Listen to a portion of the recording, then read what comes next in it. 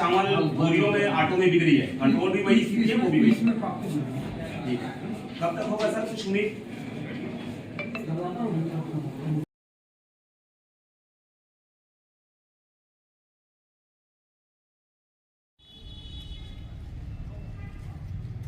5 वर्षों से जब तक एक भ्रष्ट सरकार यहाँ विद्यमान थी, तब से आप देखेंगे कि पीडीएफ की चावल की भरपूर कालाबाजारी चल रही है।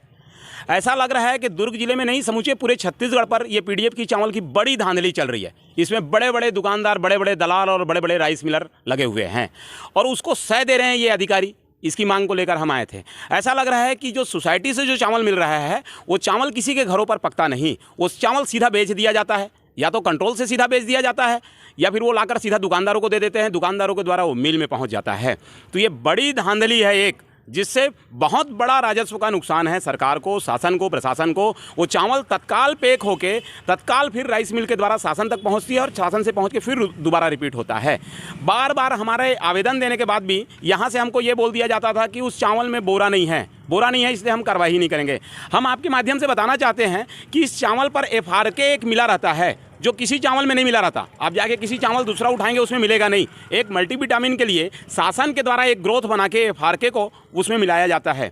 वो चावल तो उसमें मिला हुआ है, उसके बाद भी ये अधिकारी कार्रवाई नहीं करते। इस मांग को लेकर हम आज खाद्य अधिकारी के पास आए थे कि या तो आप इन मिलरों के ऊपर, इन दलालों के ऊपर, इन दुकानदारों के ऊपर और इन कंट्रोल व्यवसायियों के ऊपर कार्रवाई करें। अगर कार्रवाई नहीं करते हैं तो बजरंग दल इसको अपने ऊपर लेकर एक उग्र कार्रवाई करेगा और ऐसे भ्रष्ट जो शासन के लोग बैठे हुए हैं, ऐसे भ्रष्ट जो अधिकारी बैठे हुए हैं, उन पर लगाम लगाएगा। बार बार दिख जाएगा, ऐसे पूरे आटो में भरा भरा के पूरी बोरियों से चावल निकलती है और वो सीधा राइस मिल में निकलती है। कई बार आप देखेंगे कि जो लोग चावल खाते नहीं हैं वो सीधा लाके दुकानदारों को देते हैं और दुकानदारों के माध्यम से एक बड़ी रूप में फिर उसको 16 रुपये 17 रुपये में खरीदा जाता है और खरीद के राइस मिलरों को ऊपर 22 रुपये में बेच दिया जाता है और वही चावल राइस मिलरों के द्वारा अपने बोरे में पैकिंग करके उस चावलों को सीधा मिल में भेज दिया जाता है। मिल के साथ सीधा वहाँ भेज दिया जाता है, एफसीआई गोदाम भेज दिया जाता है। तो इसमें बड़ा राजस्व का घाटा है और ये बार बार देखा गया है। अभी भी आपको दिख जाएगा, आप सीधा इंदिरा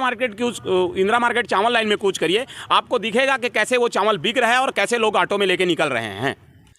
आपको एक बात और याद है कि ये चावल आदरणीय रमन सिंह जी ने चालू किया था।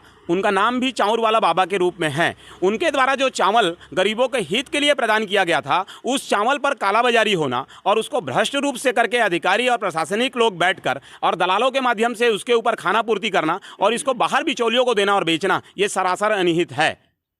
के चावल है तो जितने हमारे प्राथमिकता और अंत्योदय राशन कार्डधारी हैं उनको बायोमेट्रिक डिवाइस के द्वारा जो है आधार एथेंटिकेशन के माध्यम से जो है वितरण किया जाता है और हमारा कोई भी दुकानदार उसमें जो है ब्लैक नहीं कर सकता है।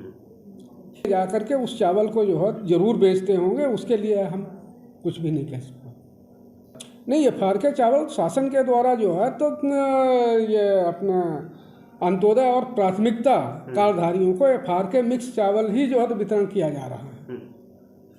हमारा पीडीएस चावल की पहचान होने पर ही जो है तो पीडीएस एक्ट के तहत कार्रवाई की जा सकती है। जब तक जो है तो पीडीएस प्रूफ नहीं होगा कि किस राशन दुकान का चावल है और कौन सा जो है तो माने दुकान में जो है तो कमी है, तब तक जो है तो उसमें कार्रवाई नहीं हो सकती। जब तक प्रूफ नहीं होगा तो कार्रवाई का प्रश्न ही नहीं उठता। कार्रवाई करेंगे, बिल्कुल कार्रवाई करेंगे। नहीं, उनके जो मांगे हैं ना, मैं जो है तो इंस्पेक्टरों के माध्यम से उसकी सतत निगरानी करेंगे। यदि पकड़े जाते हैं तो कार्रवाई होगी। पहले 5 साल पहले ज्ञापन दिया गया था, उस समय जो है तो 1-2 कार्रवाइयाँ भी हुई थी। उस समय आधार एथेंटिकेशन पर वितरण नहीं हो रहा था, लेकिन आज हमारे जो है तो 100% हितग्राहियों को हम आधार एथेंटिकेशन पर ही वितरण कर रहे हैं। अब वो उनके मुंह और आवाज़ को तो अपन नहीं पकड़ सकते हैं। हर व्यक्ति का अपना अपना वो है, कार्रवाई होगी बिल्कुल।